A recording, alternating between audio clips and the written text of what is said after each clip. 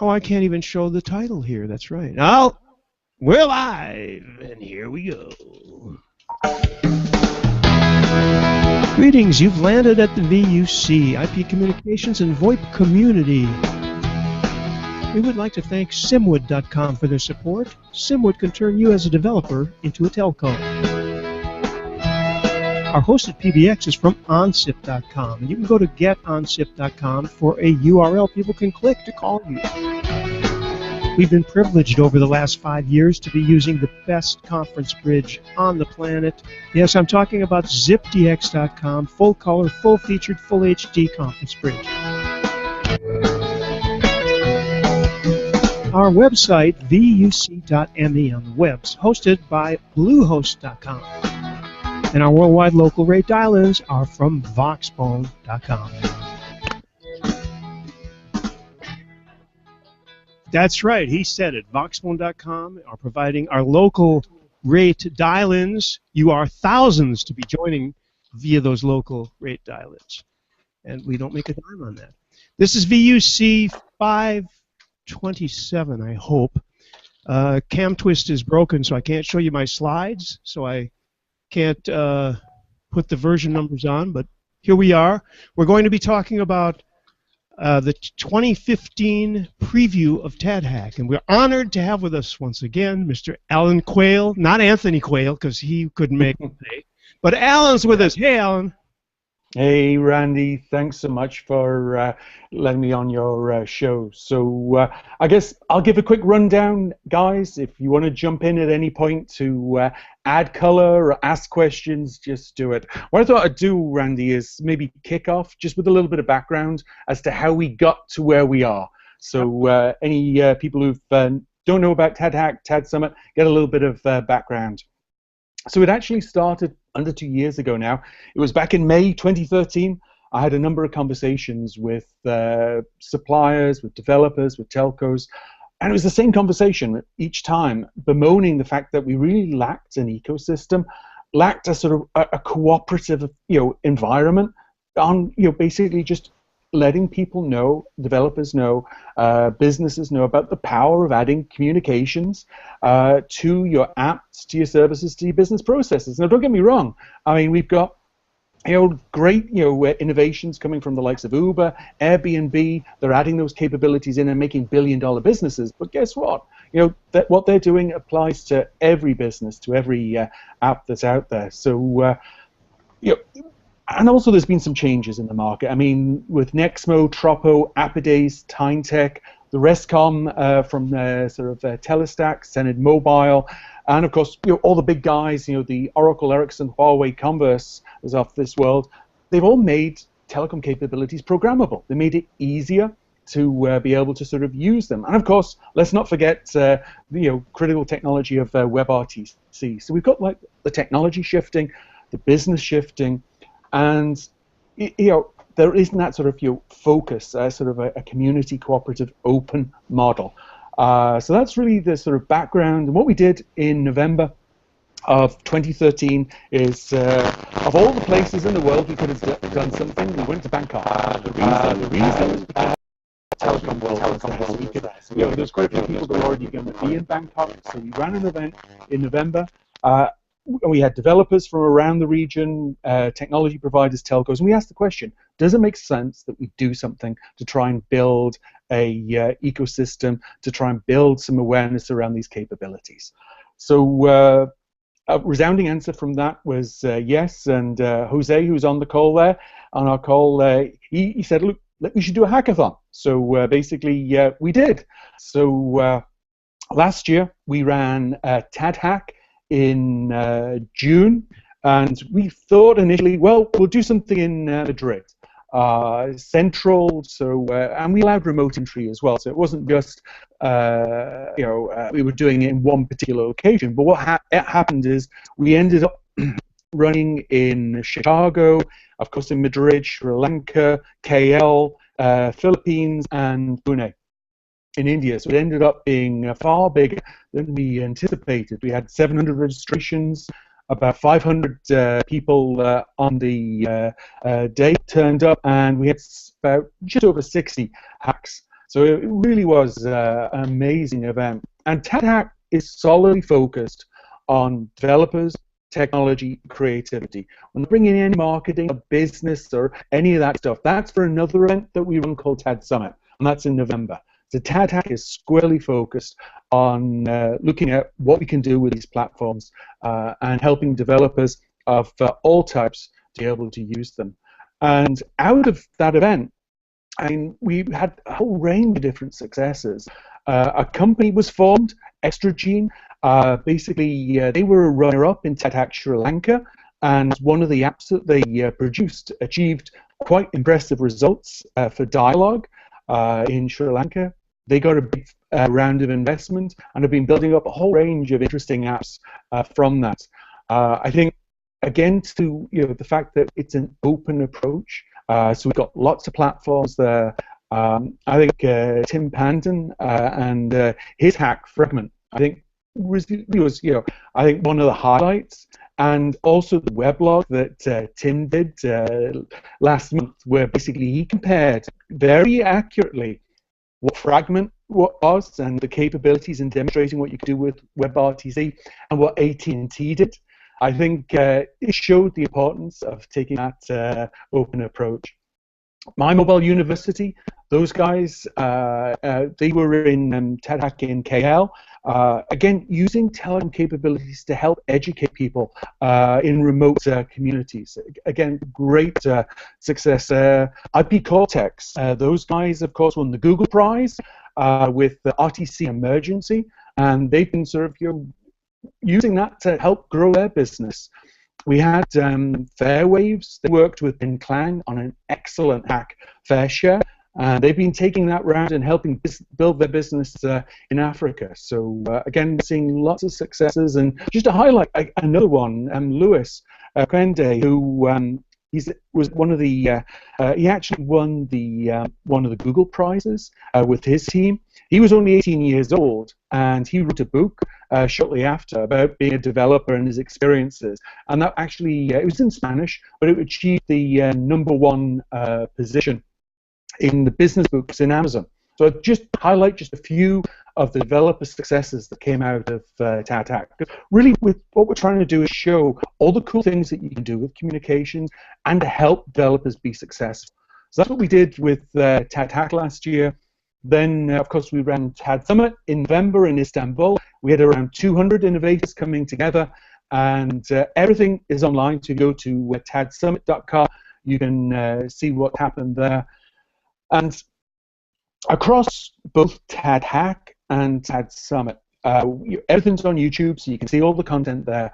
We've had over 50,000 minutes of viewing, over 13,000 views. So I know this is small numbers compared to all the viral sort of popular stuff, but for this weird niche in telecoms, it's it's good numbers. It shows that we're doing something. We're sort of helping sort of move the industry forward. So that's the history. So I apologize to spend that time just to go through the history, but that hopefully sets the scene for what we're going to do this year. So for 2015, we have the big June event. That's going to be on the 13th and the 14th of June. We're going to have a number of keynotes. We're lining up the likes of Henning Schulren. He's from Columbia University, was the ex-CTO for FCC, of course, RTC guru, so we're looking forward to his keynotes, and we're going to have a whole host more. Just to give you some idea around, of course, we have remote entries. You don't have to be physically there. You can still take part from the comfort of your own home. But we'll have centers. Most probably, we'll sort of have the main hub in Lisbon, because we've been getting great support from Truphone. They've got a big development center in Lisbon, and also Portugal Telecom have been really supportive. So we'll have a center there. The Illinois Institute of Technology, their real-time communications labs, they'll be running a location in Chicago. We still might do something in Madrid with one of the universities there. They may be supporting us. UCL are very supportive, and we'll have a location in London at Idea London. We're hoping to get sites in Krakow, in Berlin, in Israel, Sri Lanka, of course. and also Robi in Bangladesh. So we'll have TADHack Bangladesh. Australia, fingers crossed, we can get something there. Singapore and Bangalore. So it's going to be bigger. We're anticipating, well over 1,000 registrations. So it's going to be very exciting. Some, shall we say, February is the month we're trying to close all the locations. So hopefully by the end of February, we'll have all that closed out. So that hopefully gives you what we're trying to do for June. But we also have a couple of TADHack minis. So we got an April event. That's running on the 11th and 12th of April in London. That's going to be at Idea London, and that's TADHack WebRTC London. So we're doing that associated with WebRTC Global Summit. Now the sponsors for that at the moment are Google, Matrix.org, Truphone, UCL, Appidays, Telestack. So all those guys are making it possible. We're hoping to get a couple more involved. It'll be between we've got 6,000 in prize money. We're hoping to get it up to maybe 8 to 10,000 that we'll be able to allocate. Again, just go to TADHack.com, and then you can basically click through to see the events, and we've got the schedule up. We're getting the developer resources uploaded. We're into double figures already for registrations for the London events, and some nice chatter on on Twitter, on some of the people that are registering and stuff that they're doing there. Alan? Yeah, sorry. Yeah, would you mind going and getting a little bit more coffee? Because I'd like to call on Mr. James Bodie, a character witness who has experienced some of the events, and he can, unless you have something you want to go to first. I think it'd be great to hear from people. We got Jose's with us, and Tim. I don't know if Tim's ever. He must have been to one, but anyway. Let's go. I know he's been to one. He's a winner. Go ahead, James. Let me hear from you.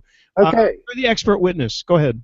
Okay, TADHack last year in Madrid was a bit of an eye-opener, in fact.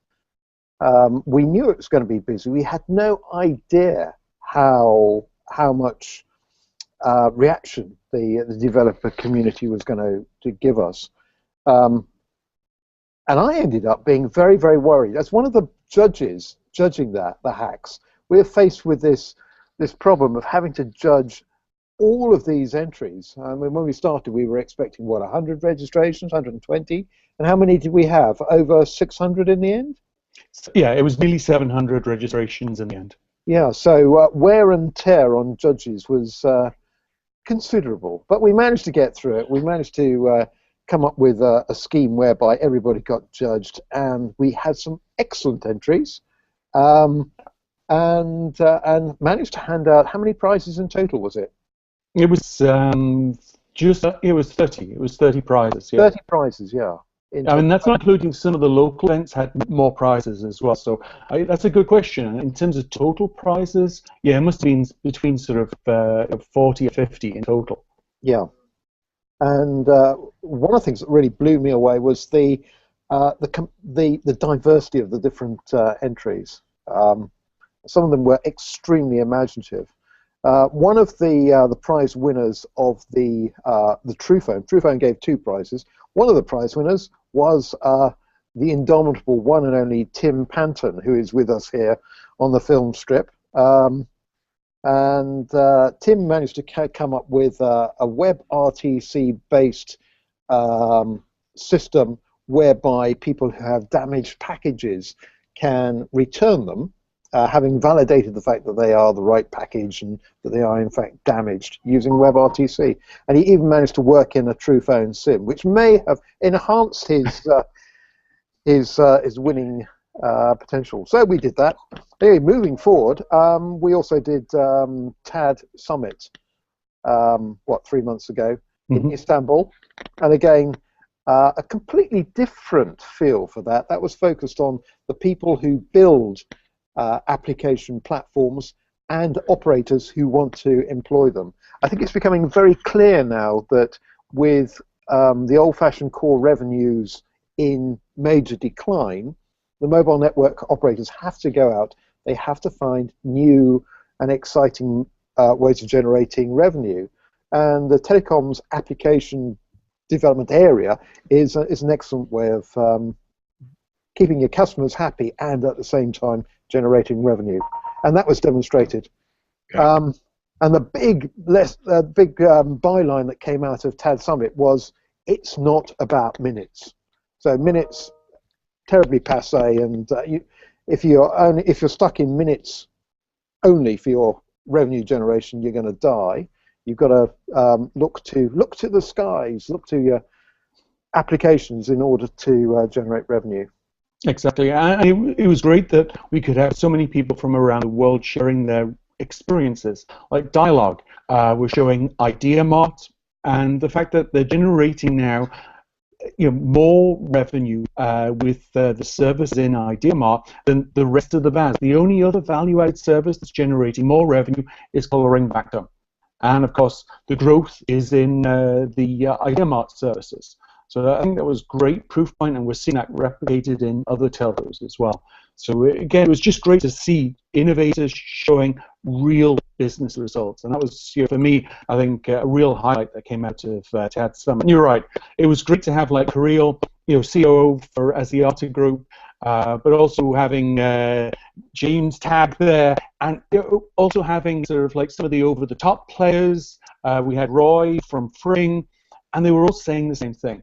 In terms of, guys, we've got to focus on services. Yeah, completely independently. I mean, yes. There's no script, but the party line came out loud and clear. This is the future. Yeah. The other thing at TAD Summit was, of course, we, having gone through the TADHack experience, we decided that if you're going to sell these things, the only way to sell them is to demonstrate live on a live platform. Yeah. So we decided, this is Truphone, we decided to get together with a number of other people, in particular Canonical, Metaswitch, Telestacks. And we formed a little cooperative and put together a live demonstration with a cloud-based mobile network operator with applications sitting upon it. And that went down rather well, didn't it? It was impressive. I mean, it was, as you say, a dangerous demo. There was, to just have all that open source software getting spun up, provisioned on Amazon for it to work in the first place. See, I mean, the whole provisioning, I mean, there was nothing there, and then within minutes, it all spun up. You got the app on there, and then for to have people in the audience making those votes, and then to see basically the details popping up from all the information you can get on people from the SS7 network. Again, that was great to see that. So I think it was an impressive demo. And it built on what we did at TADHack. Because at TADHack, we did right at the end a little IMS in minutes demo, which was just the Canonical folks have been working with Metaswitch folks just to show, and with the Telestack folks, just to show how you can basically spin it up relatively quickly, just using their open source software and also the DevOps capabilities with Juju charms. So that was just a last minute thing that we just sort of put together, and it's actually turned out to be one of the most popular videos on the YouTube site for TADHack. And then we built on that to create the great demo that brought in Truphone and showed it all spinning up, running over a live network for real, which was really cool. Yeah, and taking a little bit further, we're extending the demo. We're going to show the next stage in the evolution at Mobile World Congress in Barcelona.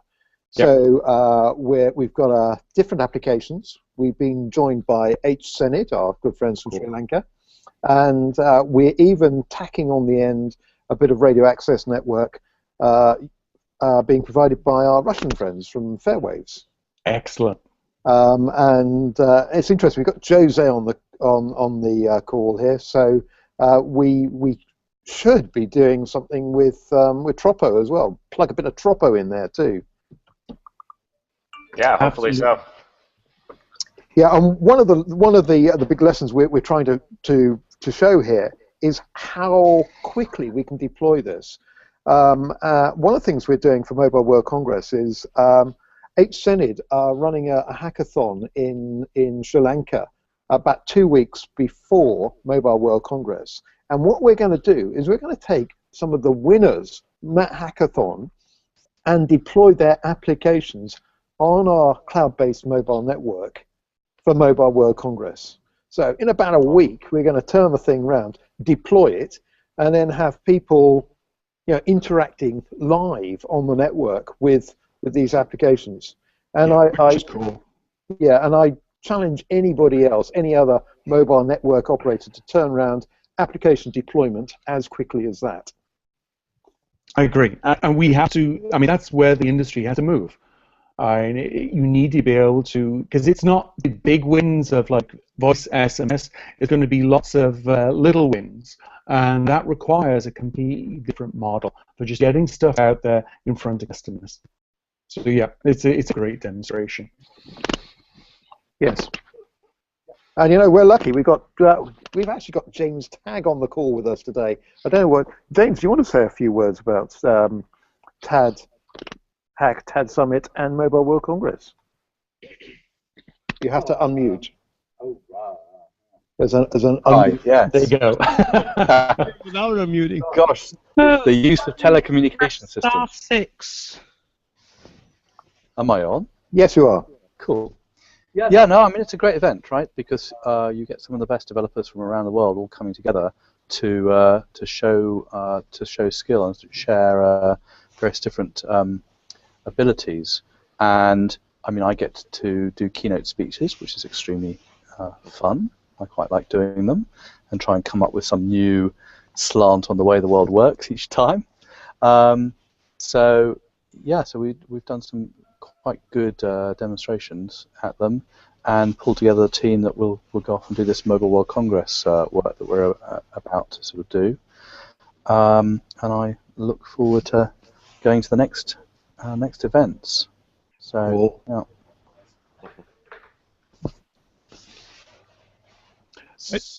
I filling the void for a second here.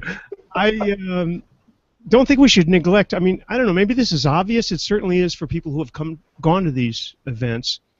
But there's a huge social component. And in the early days of, dare I say, VoIP, which is kind of not really what we're talking about anymore, but sort of is.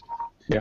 I had a lot of trouble with people who, ignored that social thing. And let's face it, a lot of geeky people are really not into hanging out. But in the end, I mean, that's a lot of what's happening that makes sense, because as you are in contact with people live, it's a huge difference when you want to call somebody, or, I mean, compared to, say, LinkedIn or even these Hangouts, which are terrific. But I mean, most of us know each other and have met in person. I think, in fact, there's no exceptions to that. I've met every one of you in person, and it's a huge difference. Oh, except me.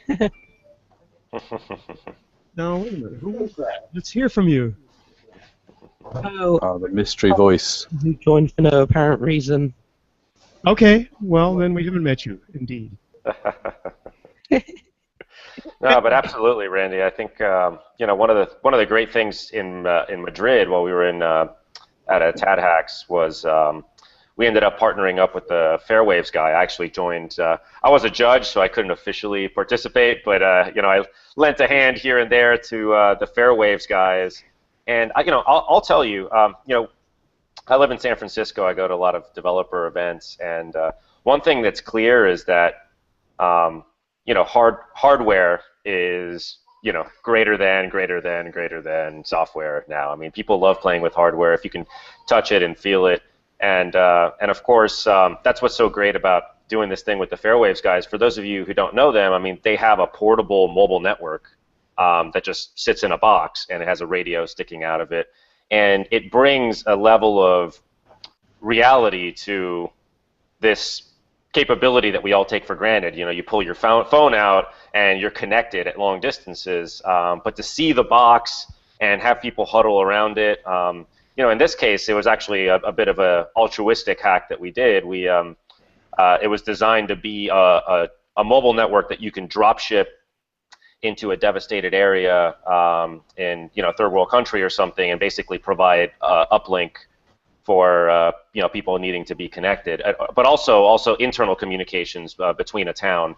So you can drop ship a mobile network and a handful of kind of little Nokia candy bars, and allow them to be connected. And of course, we put a bunch of apps into the network so they can check on things like, is there water in the well today? Or also be able to kind of queue up behind each other to make calls out, because we only had a couple channels out to the PSTN. So yeah, it was pretty great. But just going back to the hardware thing, I was sitting there hacking on the app, and of course people would pass by and not think twice about what I was working on. But the second we busted out the box, there were huge crowds forming around it. And I think the more we can do as an industry to bring in kind of the electrical engineering side and kind of the radio side, and because TADS isn't just about hacking apps and services, right? I mean, I think it's quite possible that the next generation radio could come out of the next TADHacks.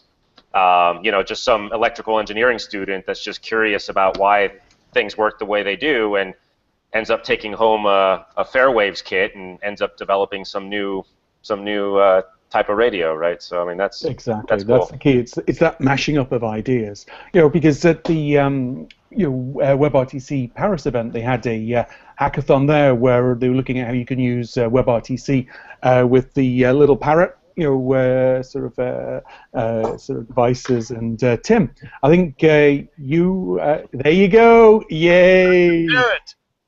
Go on, give us a quick rundown of what you did. Yeah, well, actually, don't take. It wasn't really me. Neil Stratford did most of the work. But what we did was the challenge was to control one of these things remotely over WebRTC, and they ran it in Paris in December, but nobody managed it, and so they reissued the challenge for January.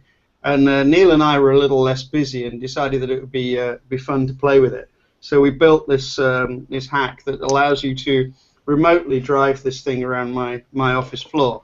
But I mean, you might think that's like kind of pretty pointless, but actually things like remote inspection, being able to control those things accurately and with low latency from far away, might actually be of some use. And as James will testify, it was actually quite fun to play with as well. So, but I mean, going back to the thing about meeting people at TADHack, I have to say that actually it was great. I mean, I ended up borrowing a phone from Mark Shuttleworth by accident. I didn't actually know who he was, and so I was sitting next to him, and he lent me his Ubuntu test phone. So that was kind of weird. Yeah, absolutely, Tim. It's just bringing together just so many different diverse groups of people together. I think it's and it is. It's having that physical meeting, but also one try to do. I'm getting echo. I don't know if anybody else is. Unfortunately, it's Mr. Bodie, I believe. Go ahead. Oh, okay. There you go. Yeah, I think that point. It's all these diverse groups, and also trying to bring from around the globe. Because I think that was one of the nice things that we had is in allocating the global prizes. Like TADHack Sri Lanka, they actually won one of the global prizes. It was the Solome's guys. So I think it's really nice that we can sort of get developers to sort of share their ideas, share their experiences from lots of different sort of cultures, but also environments as well. So definitely that's something that we're sort of trying to push more and more. And of course, Neil, and I'm hoping Tim will be joining us for TADHack WebRTC in London on the 11th and 12th. So fingers crossed that'll be really good fun. Yeah, on that subject, Alan, and I have to say I'm really looking forward to it. If it's anything like as good as the last one, then it'll be great fun. How many registrations have you got for that so far, and how many can you accept? Right. We're at 15, maybe 18. I haven't checked my email. They're coming in, sort of thick and fast. We're running it at Ideal London now. They've got like the basement, which can hold like 100 people standing, but for tables sitting down, it's most probably more like sort of 50, 60, and then there's a cafeteria upstairs as well. So I'm hoping we'll get around the sort of 50, 60 mark, but we could most probably sort of squeeze it up if we use upstairs as well to the sort of 80 to 100. But that, I think, we're unlikely to get that many. My view is, between 40 to 50, and will be the aim. And as I said, we've got Google on board, so Sam Dutton will be there. We've got Matrix, so Matthew will be there. And I have to admit, Matt did a great. He was basically doing a demo of again showing basically a drone control, and he was hacking live during his demonstration. And of course, you know how it is. You're talking and you're sort of coding at the same time. So he was just making mistake after mistake after mistake. But it was impressive to see him, in real time, finally get it all worked out and to be able to show the control. So I'm really looking forward to what Matt will be doing there. We've got, of course, Truphone, UCL. So we'll be getting some of the UCL students involved as well. So again, getting that diversity of people that are new to the area, as well as bringing in a lot of highly experienced people, and we'll have Apidays, Telestacks there as well. And as I said, hope we'll get a few more. And it's good because the winners and the runners-up will be able to get to present, pitch at the Global WebRTC Summit as well. So it's not just winning the prize and getting the promotion at the little sort of TADHack mini event. They'll also get a chance to present at a global conference to be able to hopefully raise awareness. And let's face it, if you're a UCL student and you get a runners-up prize and then you get a chance to pitch at a global event, it doesn't do your CV any harm at all. And then one thing, Randy, I just wanted to mention is, and that we have a mini event in Chicago in October. So that'll be associated with the Illinois Institute of Technology's Real-Time Communications Conference. That will be focusing on IoT, also next generation 911, so hacking on that, as well as WebRTC will be a big component of it as well. And then we'll be wrapping up this year in Lisbon on the 17th and the 18th of November, where we'll have the TAD Summit. And I'm hoping by then we'll have some very interesting announcements from many of the players involved.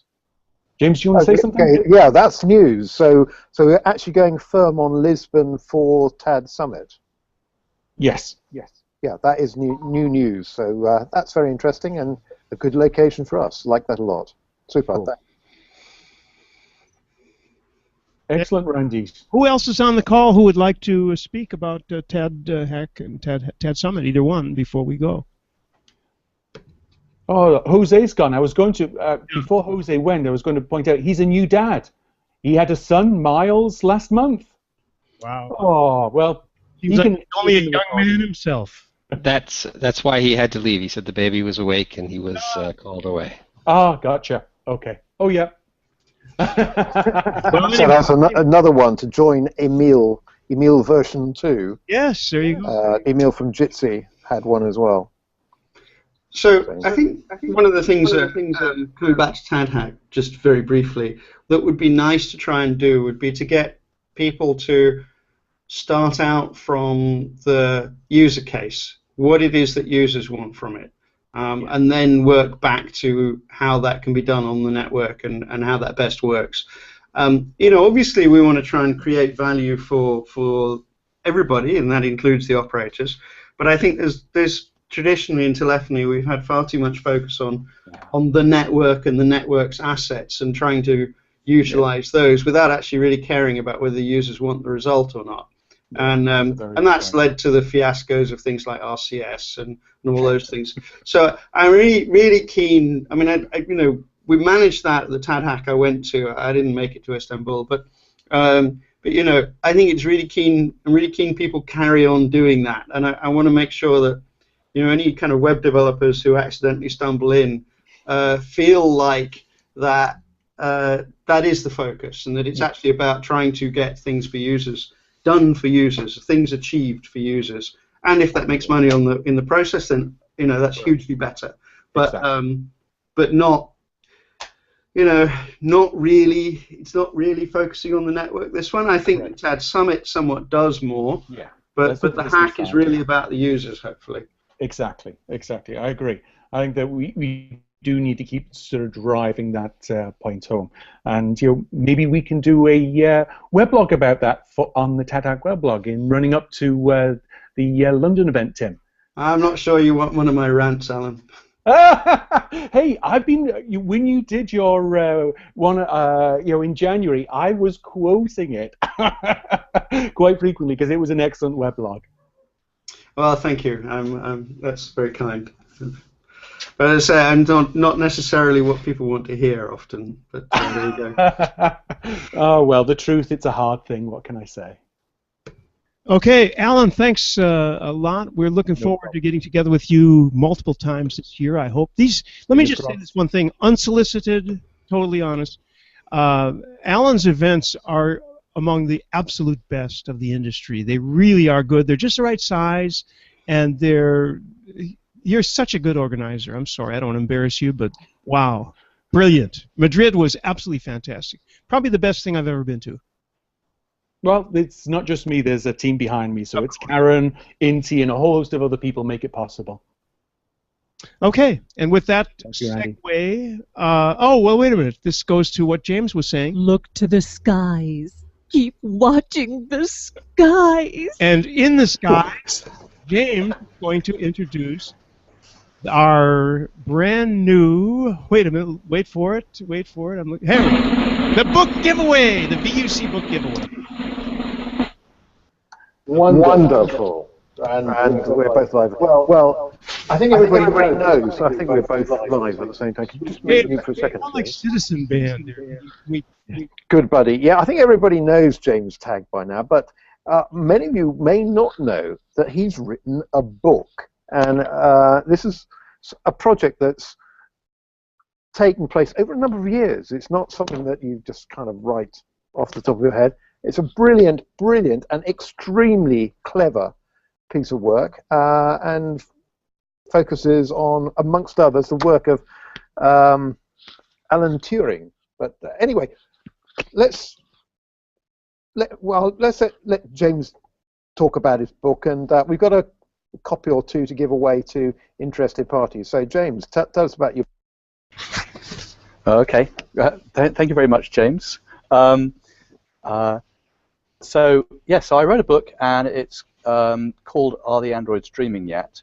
And really, it's about are human beings wet computers, right? Are we just machines, and over a period of time, computers are going to get more and more powerful, and eventually they're going to overtake us, and we're just going to be, as Wozniak said, like a pet. So we're just going to be a sort of like a pet to our artificially intelligent computers.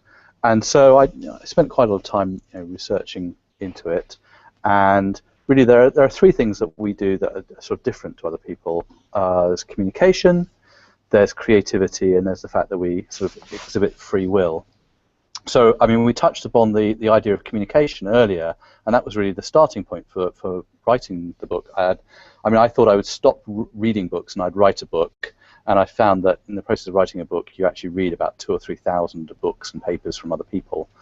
And so it was that question that you asked earlier, which is, why do we go and see each other? Why do we meet in person, right? If communications is just the matter of conveying bits and bytes, why wouldn't we just write it down and fax it? Why would Ronald Reagan and Mikhail Gorbachev have to meet in a summit to discuss world peace? Why can't they just fax each other? Why don't we just kind of get rid of all our nuclear weapons? Yeah, that sounds a good idea, and so on. And so I went through kind of that process. Oh, James is kind of, yeah. So I went through that process, and then I got very interested in the science behind how the brain works and how information works. And so I ended off in a long trek through Alan Turing and all of his questions. And then you really come to a thing called the Wiles paradox, which is, so Turing said there are things you can't do with a computer. There's the halting problem. You can't solve all problems. And one of the things that was eventually proven you couldn't do is automatically find a solution to Fermat's last theorem. You can't, there's no algorithm that will do that. And then Andrew Wiles pops up and he solves Fermat's last theorem. So that must mean that Andrew Wiles is not a computer, mustn't it? right? And unfortunately, there's one way out of this, and that's Daniel Dennett. So Daniel Dennett says, no, the universe is one single computer, right? And effectively, it's not a general purpose computer, it's a special purpose computer, and it always knew the solution to that problem. And so the dots that flew off his dot matrix printer and hit the paper to write out this proof, they are just the automatic expansion of some information that existed in the universe at the Big Bang. So we live in a clockwork universe, and that's just the way it is. And I don't feel that's right. I feel that we have free will.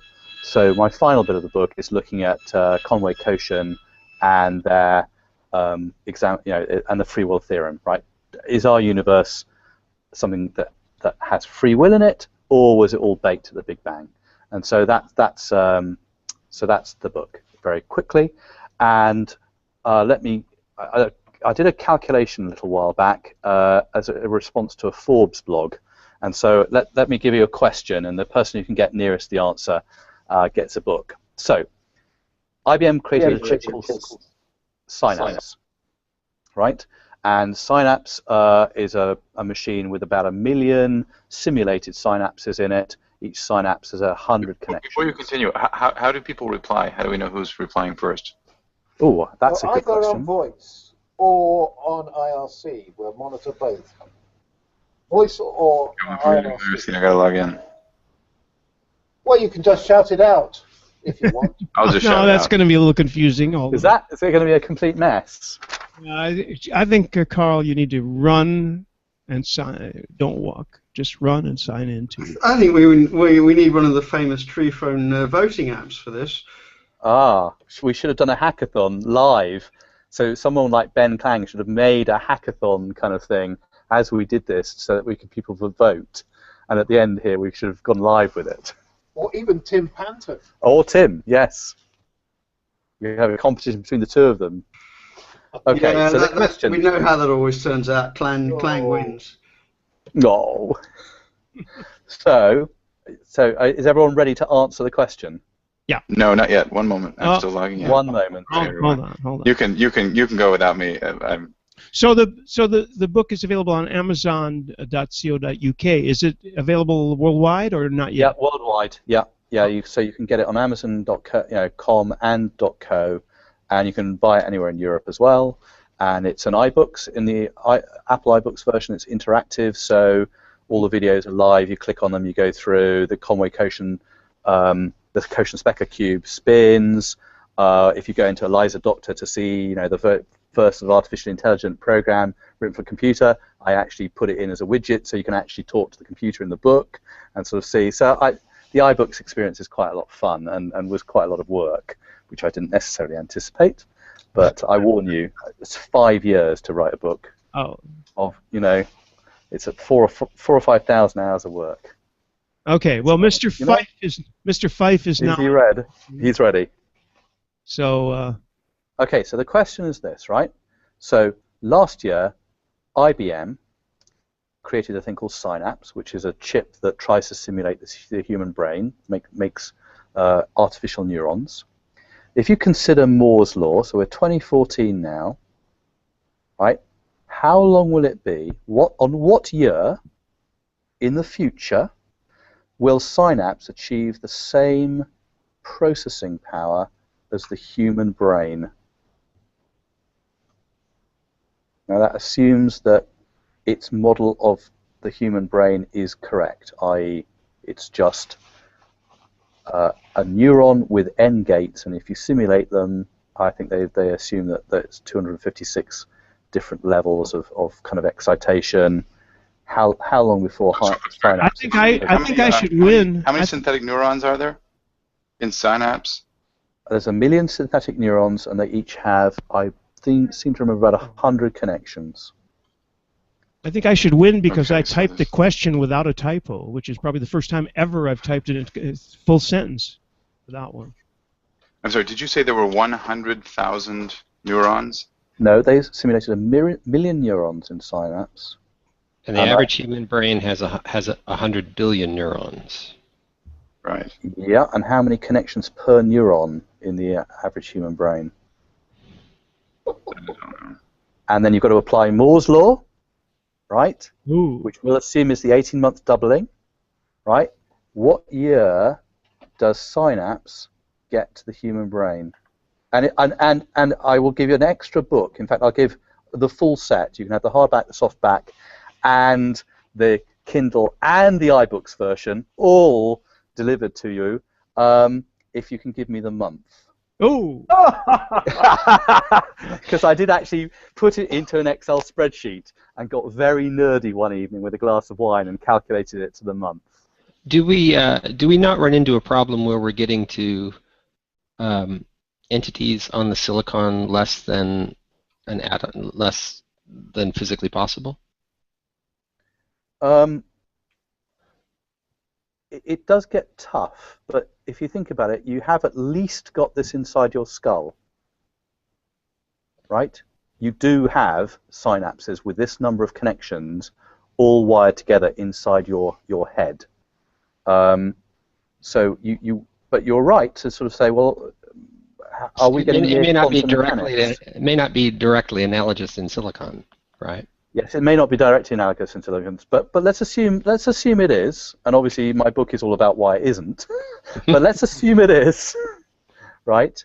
Where are we getting to? Because if you look at the AI debate at the moment, people are getting very worried about AI at the moment. So if you do the calculation, you know, when do I walk into my office and IBM Synapse kind of laptop is sitting on my desk doing my job? If it's just a straight Moore's law job.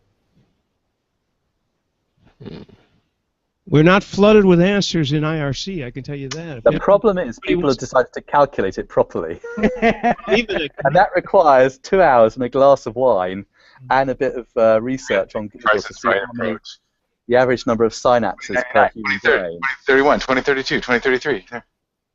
Oh, you could do that. That's called a hot reading. You count up until I look. Yeah, you use one of the communications things. You count up until I go, oh God, he's got it. And then you go, I got it.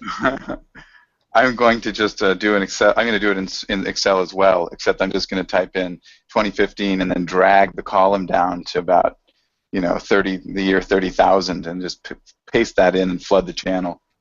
25. I have determined that my own synaptic power is better deployed in ordering the book just now. Yeah, exactly. We had one answer, which was wrong.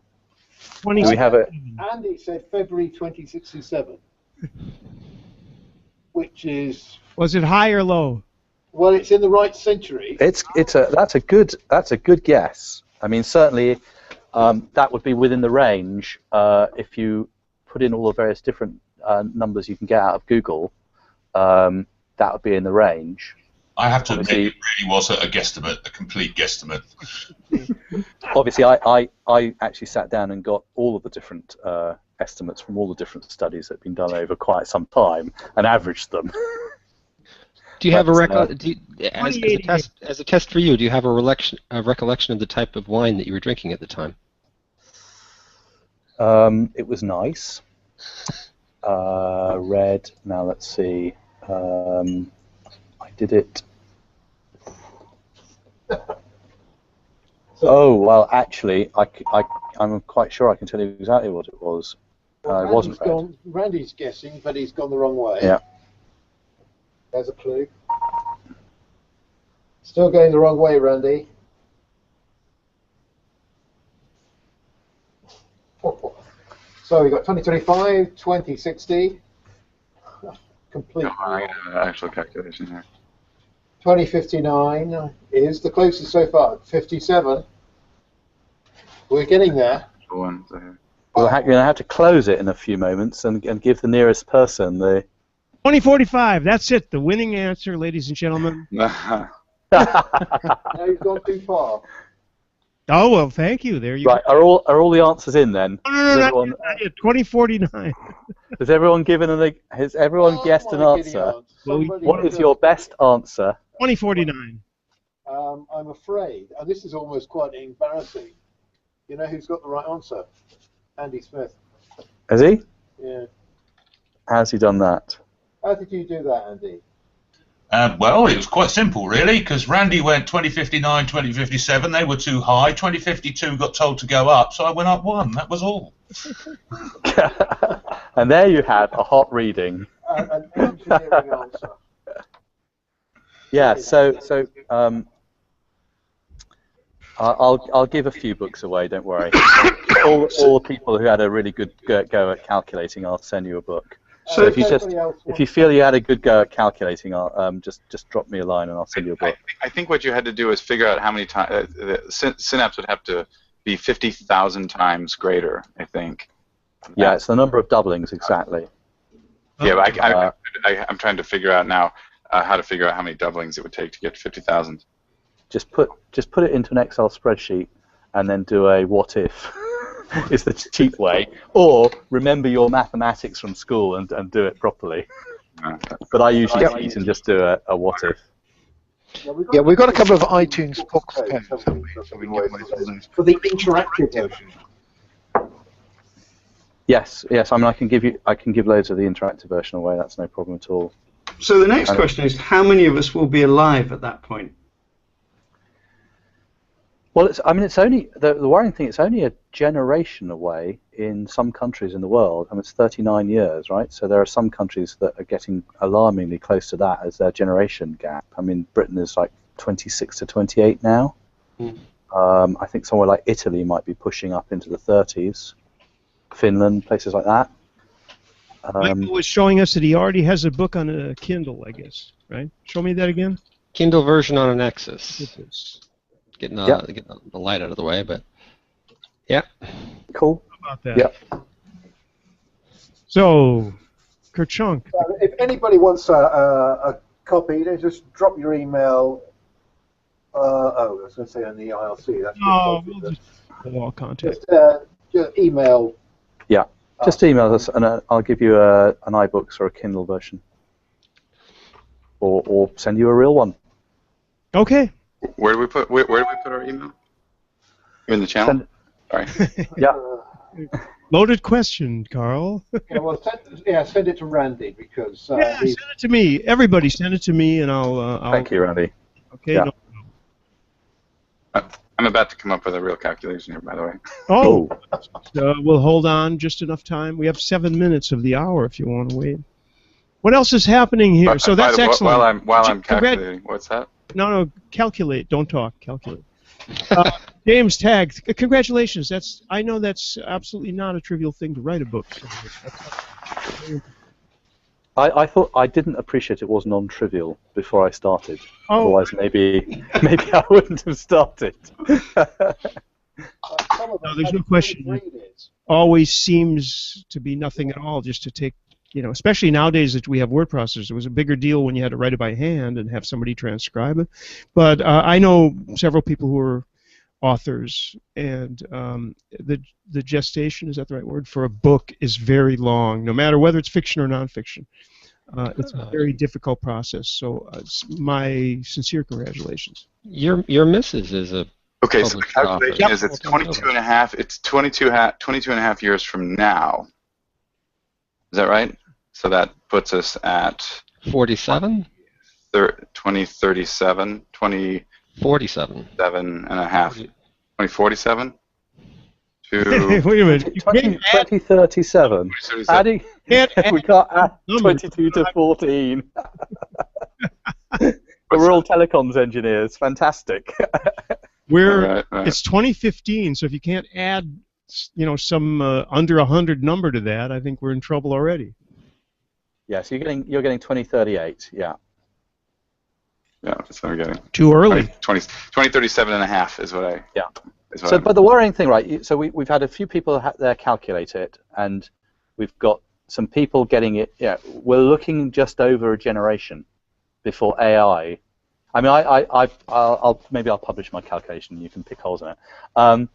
But the bizarre thing for me, I did it once when I started writing the book, and I did it once after I finished writing the book, and I'd forgotten the first version I did, and it came to the same year. I did one when the Synapse thing came out, and I did one right at the beginning of writing the book, just based on straight numbers. I thought that's odd that they're both the same number, 4.5 years apart doing the calculation. So it's somewhere past how old I get to, but certainly my kids are going to be faced with AIs that are, as computationally powerful as our brain.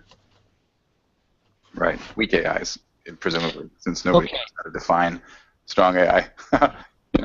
Here's and so the question is, if that's their compute capability, then there's a separate curve that actually will represent their actual capability, the ability to do things.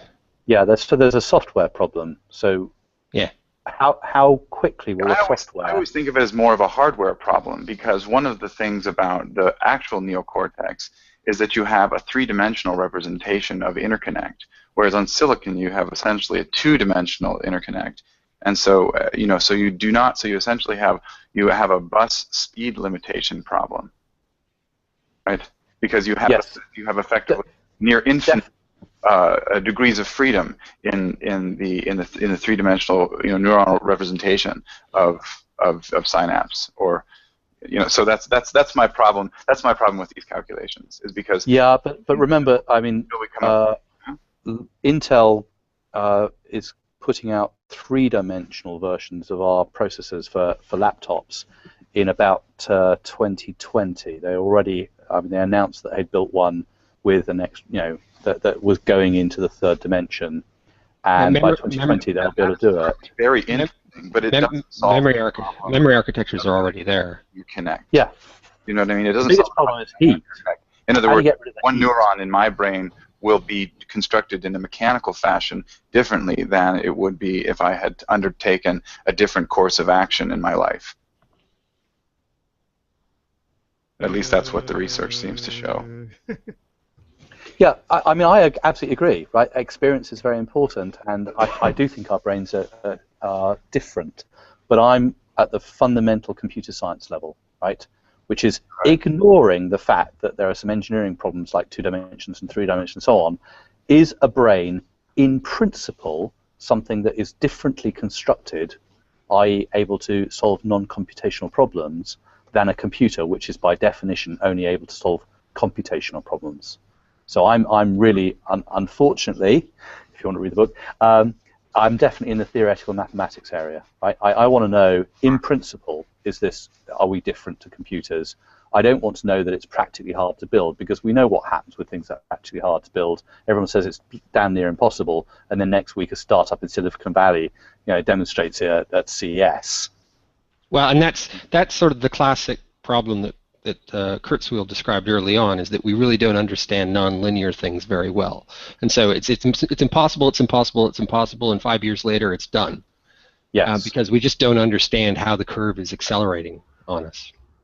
Yeah, so that's the singularity hypothesis, which is that computers are getting fast so quickly that in another 20 years the slope of their improvement is so great that wait 5 minutes and they've evolved to a point where they can do it. So you can almost think of them having infinite power. But what about this is effectively the representation of the Church-Turing thesis, right? Yeah. Look at James Bodie's IRC. Thank you, James. You're right. I get it. What about the randomness, the human nature thing? And I'm not saying that robotic brains or whatever, our AI, needs to be, needs to have the creative blah blah blah, because you can kind of imitate creativity. You can kind of imitate their algorithmic ways to create things like music. It's been demonstrated. But what about this random, meat-related thing that we have in us, this visceral thing that takes us, like you're in the middle of some kind of weird calculus and suddenly a very lovely creature walks in front of you and you're distracted and you go, well, wait a minute, I see what my problem is now. That's not going to happen, and I can't see that happening in AI because it isn't random enough. It's almost random, but not quite. The distractionary principle. So I don't know. I think one of the important questions in the whole AI discussion is exactly what we're talking about. I think that what most people are thinking about, the problems they're thinking about, are largely the neocortical functions, the functions of the brain that are thought to be mechanisms associated with the neocortex, less so systems like anything that's part of the limbic system. And so the point is that I think that what we'll find out is that neocortical functions will be nicely represented by large-scale neural networks like synapse, especially when they scale. But I think that that no one even knows how to formulate the question. And so I think weak AI is a 100% reality, and is increasingly going to be so, and there'll be strong societal implications as a result of that reality. Strong AI is a different question, and until someone can define in any sense what it even means, I think it's kind of it becomes a much less interesting question than weak AI. And to add one more thought to that, I think that computers are going to kill us long before they're intelligent. I mean, in other words, like, is a virus alive or is a virus not alive? Who gives a shit? They kill people because they're machines that are programmed to, in very specific ways. And so computers don't have to become sentient before they cause, great harm. Yeah. So I think for me, there's a definition of strong AI, right? So strong AI can create things that are non-computable. So it can solve Fermat's last theorem, solve the full color conjecture, do Poincare conjecture, and so on. It can actually find a solution to something that an algorithm could not have found, right? And that's a long-standing. You're drawing a distinction between strong AI and for example, singularity. Is that? Yes. Is that absolutely correct? I'm putting a hard line between the two, and randomness. So Turing wrote 3 famous papers, or 2 papers that are famous, the one in the middle it's not so famous. So he did the Mind Machine, the one that's got the imitation game in, which obviously we watched the movie. And he did the original one, which is the proving the Einschüttergens problem can't be solved, which is the one that says there are non-computable things, right? And then the middle one was the oracle function. So the problem is, if you throw a random number generator into a computing system, you say, well, isn't creativity just randomness? Say, well, no. Randomness gives you an oracle for a random number function. We know from Turing that all that gives you is a random number function. It doesn't, if I give a mathematician a random number function, like a lava lamp or something, and then say that's going to help you solve the full color conjecture, the full coloring problem, it doesn't. It just allows you to generate some random numbers to play roulette on online app or something. But a computer can't even generate. I mean, computers right now, as they're currently defined, are deterministic. So a computer can't create a random number. All they can do is create a pseudo-random number that's seeded with things that are non-computational. Absolutely correct. Yeah. But there's some interesting stuff going on in the quantum world where, and actually also with some of this stuff that's looking at using kind of genetic modeling, so DNA-like structures where you effectively crystallize out the answer. But all of those things are still an algorithm simulating. So a quantum computer is no more powerful than a regular computer, other than it doesn't need as much space to do certain calculations, right? So it gets if it needs to branch, it can kind of put the branch in a parallel universe, and so it can be more computationally powerful without collapsing space-time. But it can't. You can simulate it on a Turing machine. You can simulate anything on a Turing machine. So, right. And therefore it's Turing limited, and therefore, it's. I'm trying to remember what they call that, like the stateful mind problem, or the state, something about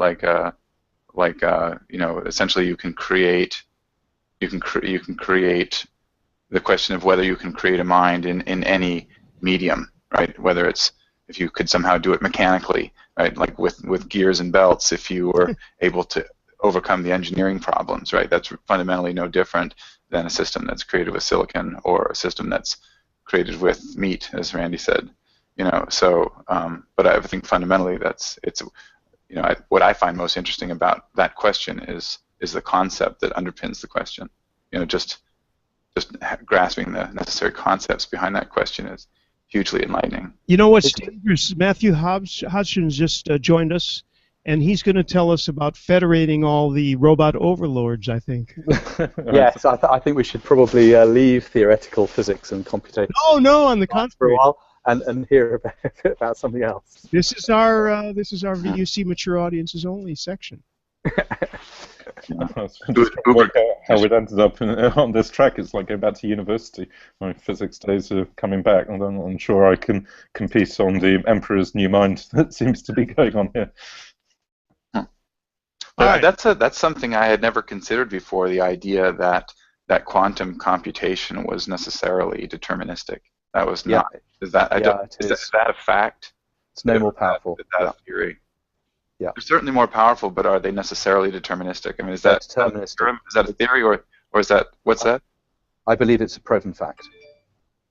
Okay. That's interesting. For the layman who doesn't want to know about all the theory, just a quick question to you, James Tagg, which is,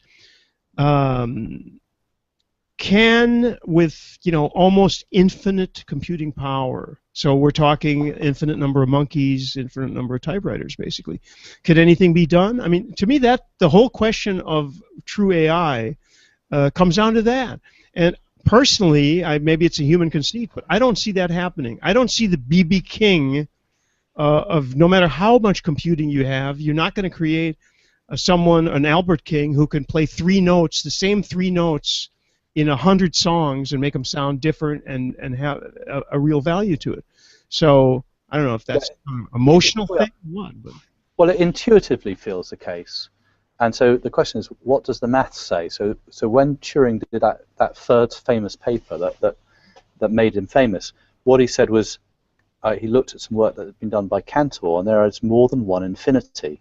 So the problem is, if you go through all of the programs that you could ever write, that's the countable infinity. If you look at all the permutations of the way you could understand knowledge in our universe, that's the next infinity up, which is called a continuum. So he basically was saying, if you take even if you had infinitely powerful computing, right, it's not the right infinity. You're counting your way through the wrong infinity. You need to be in the next one up. So you can just never solve every problem. And I guess that's equivalent to is sort of like the number line version of that question. Exactly. So the continuum is the real number space, and so you've got countable numbers in the continuum. And just as you have countable numbers in the continuum, you have countable computer programs, and then you have all the ways that you could permute computer programs to be a solution to something. And unfortunately, if you count through all the computer programs, you will never count all the possible ways you can permute them to answer a question. That's what happens. Here. We're way past that. But here's the thing that I think is interesting is that people look at systems like a lot of the AI systems like Watson and self-driving cars and all of these things that appear intelligent, and I think it's very easy to be victim of another human bias, like Randy was alluding to. You look at Watson, and Watson seems smart, but when you consider that what Watson is doing is rolling up actual intelligence, do you know what I mean? Like it's essentially just a very, very, very good amalgamation of human knowledge with a fancy front end. But there is in fact. I guess my point, anybody who is thinking about any of these problems, that's a very obvious point. But I think what's perhaps slightly less intuitive or obvious is the place where human bias intersects with that reality, and people will project onto it more than what is actually there. I guess one of the other problems, Carl, is that who cares? I mean, as far as, and I do. I mean, but in the neutral sense of things, what difference does it make whether it's human or not? If it's really artificial intelligence, if it can go through all the combinations and get to something that's valid and useful, then maybe it doesn't matter Right. that it can't play the blues riffs with the right bends. That's just one example of so many things. So, I mean, you know, fishing is another example. Sure, you could write down all the theory and codify all of it for fishing, but there's, even with all the variables there are, I still don't think that a machine would be as good a fisherman as a person who's really a good fisherman. Can we say that? Well, the interesting question then is that there are clearly some things that a computer could be programmed to do that they do better than us, right? They do spreadsheets better than us. The question is, which things are we intrinsically better than they, and vice versa? Do we have a role to play? And what I'm arguing is that it's where it's creative. So coming up with a new theory, just waking up in the morning and deciding to change the world, all these things that are free will and creativity are things that we can do that machines can't do. Exactly. This is we were talking about this briefly right before we recorded. I just want to mention there's a film that I heard about on Steve Gibson's podcast called Automata. Is that right, Michael?